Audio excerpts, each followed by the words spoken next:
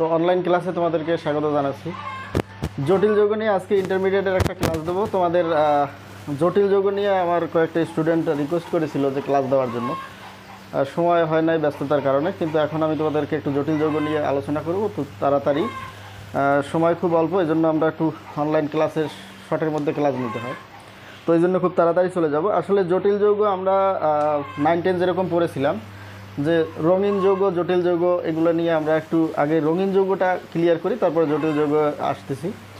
আমরা জানি যে রঙিন যৌগ হচ্ছে যদি ডি অরবিটাল আংশিক পূর্ণ থাকে, সেই সব মৌলগুলোই রঙিন যৌগ গঠন করে। যেমন মনে করো আমরা পড়েছিলাম যে স্ক্যান্ডিয়াম 21 থেকে জিঙ্ক 30, এই পর্যন্ত যে মৌলগুলো আছে এর মধ্যে স্ক্যান্ডিয়াম এবং এই যে স্ক্যান্ডিয়াম এবং হচ্ছে জিঙ্ক, এই দুটো হচ্ছে ডি ব্লক মৌল, ডি ব্লক মৌল।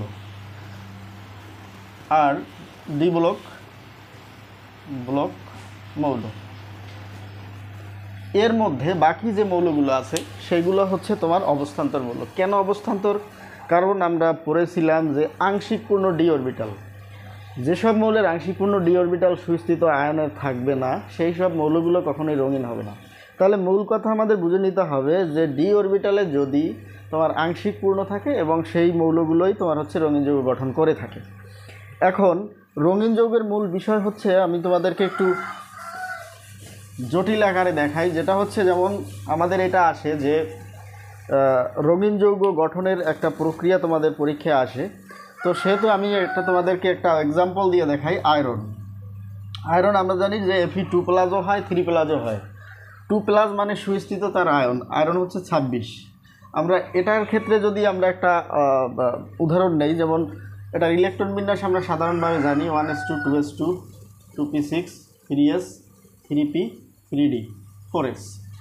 তো এইভাবে আমাদের ইলেকট্রন বিন্যাস হয়। এখন দেখো যে তোমরা এখানে ইলেকট্রন বিন্যাস আসলে এরপরে সহজ, এই যে 6-26-এর 6 যে আছে, এই 6 কিন্তু ডি অরবিটালে যায়। সহজ হিসাব যেগুলো আছে তোমার 21 থেকে 30 পর্যন্ত যে ডিতে যেটা থাকে সেটা হয়, কিন্তু কিছু কিছু মৌলের ক্ষেত্রে একটু ব্যতিক্রম হয়, সেখানে শক্তি স্তর অনুসারে সুস্থিত আয়ন অনুসারে তোমার হচ্ছে পরিবর্তন হতে পারে।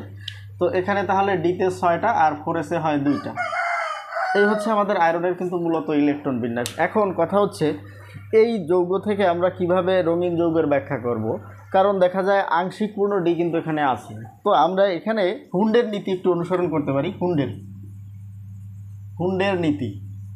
হুন্ডের নীতির মূল বিষয় হচ্ছে যে ইলেকট্রন সমূহ দ্বৈতভাবে অবস্থান করার পর তাদের স্পিন একমুখী হয়।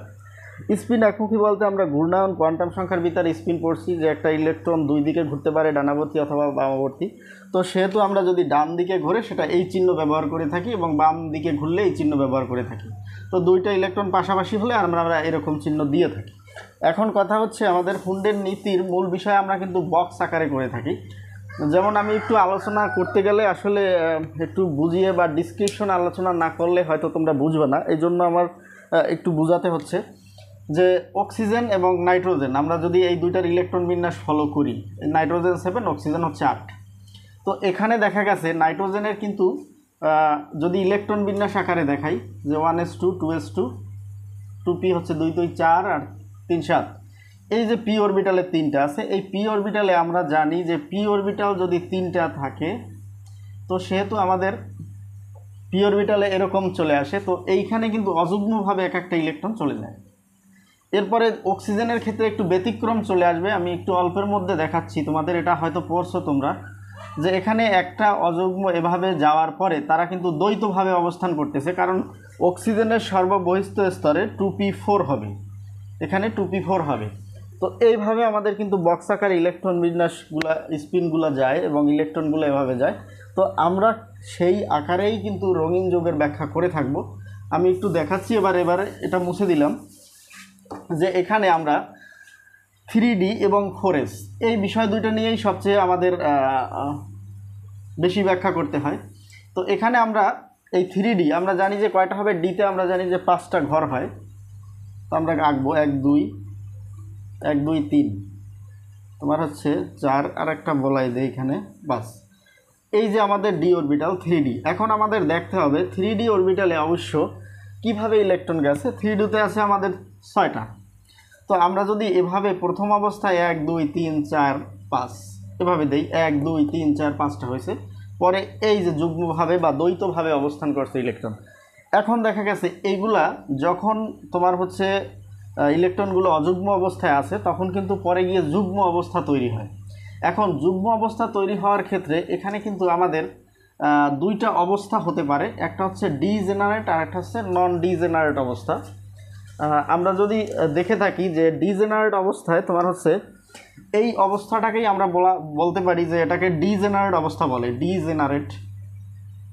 জেনারেট অবস্থা, এটা হচ্ছে ডিজেনারেট। আর নন ডিজেনারেট অবস্থা হচ্ছে তোমার হচ্ছে যখন এইখানে দুইটা ইলেকট্রনের পার্থক্য ঘটবে, সেটা হচ্ছে এস অরবিটালে আমরা জানি দুটো চলে যাবে, এবং এখানে তোমার হচ্ছে নন ডিজেনারেট একটা অবস্থা হবে, এখানে তোমার হচ্ছে তিনটা চলে যাবে, 3 আর 2 5টা, দুটা শক্তি স্তরের এখানে কিন্তু পার্থক্য হচ্ছে ডেল ই, ঠিক আছে, ইকুয়াল টু লেখা যায় এইচ নিউ বা ভি, এই যে ভি এসে ফোটন কম্পাঙ্ক তোমরা পড়ছো c/λ, এটাকে লেখা যায়, তো এটা আমরা জানি।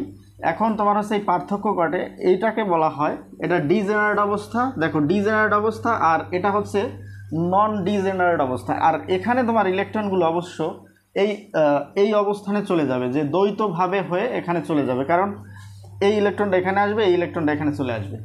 তো এই যে তোমার পার্থক্যটা ডি শক্তি স্তরের যে পার্থক্য, এবং এই পার্থক্যের কারণেই একটা হচ্ছে ডিজেনারেট অবস্থা আর একটা হচ্ছে নন ডিজেনারেট অবস্থা।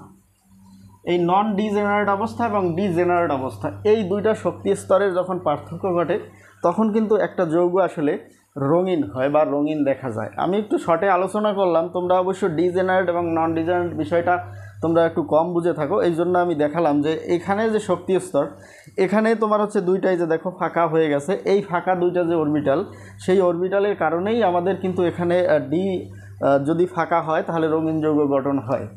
এখন কথা হচ্ছে জটিল যৌগ আর রঙিন যৌগ যাই হোক, তোমার ডি ফাঁকা থাকতে হবে, মূল কথা হচ্ছে ডি অরবিটাল ফাঁকা থাকতে হবে।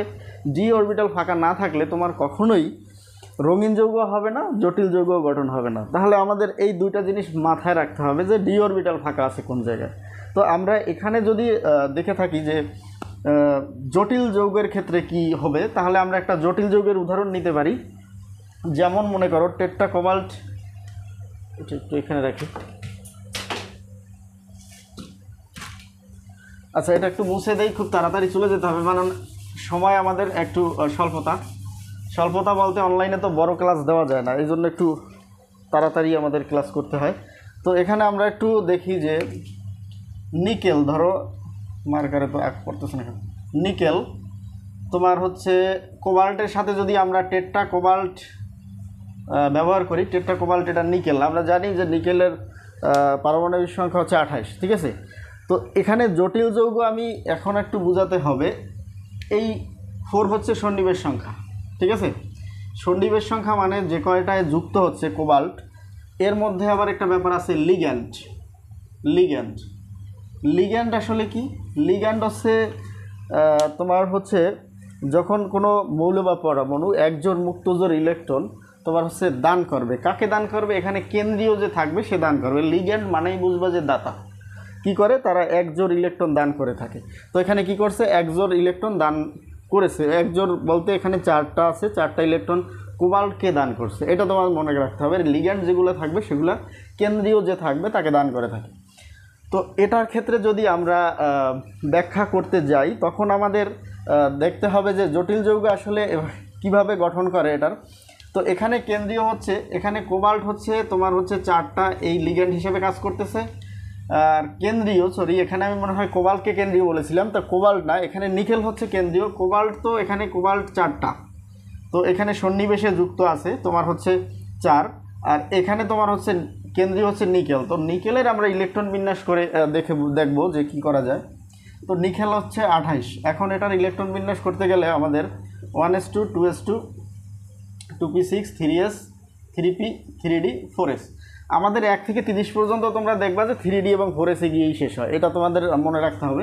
তো এখানে তোমার 28 মানে 8টা, আর এখানে হচ্ছে 2টা। এখন আমরা যদি 3d দেখো, 3d অরবিটালে আমরা ঘর রাখি, আমি একটু খুব তাড়াতাড়ি করতেছি কারণ সময় 1 2 3 4, এই হচ্ছে 5, ঠিক আছে।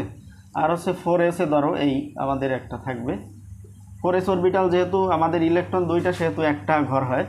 তো এখানে তোমার হচ্ছে 28-এ আমরা যদি অযুগ্মভাবে দিয়ে যাই, দেখো 1 2 3 4 5 6 7 8।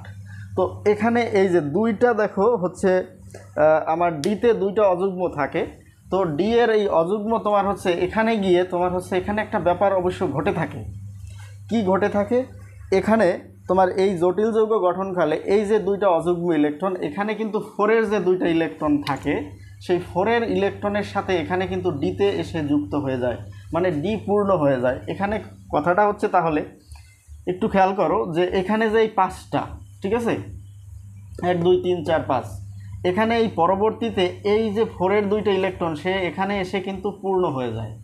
এরপরে এখানে তোমার হচ্ছে এক জোড় ফাঁকা হয়ে যায়, এখানেও ফাঁকা হয়ে তোমার হচ্ছে একটা সংকরণ গঠন করে। এখানে মুক্ত জোড়, এখানে লিগ্যান্ড থাকে তোমার হচ্ছে এখানে গিয়ে কোবাল্টের সাথে, দেখো কোবাল্ট এখানে আছে কয়টা, 4টা।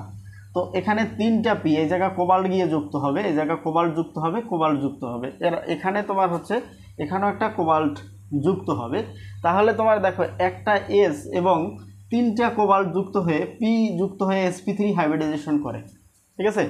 এবং এটা আমাদের sp3 হাইব্রিডাইজেশন সময়, ঠিক আছে, আমি দেখতেছি যে সময় আমাদের একটু সমস্যা, তাই যাই হোক অনেক লং ভিডিও দেওয়া যাবে না।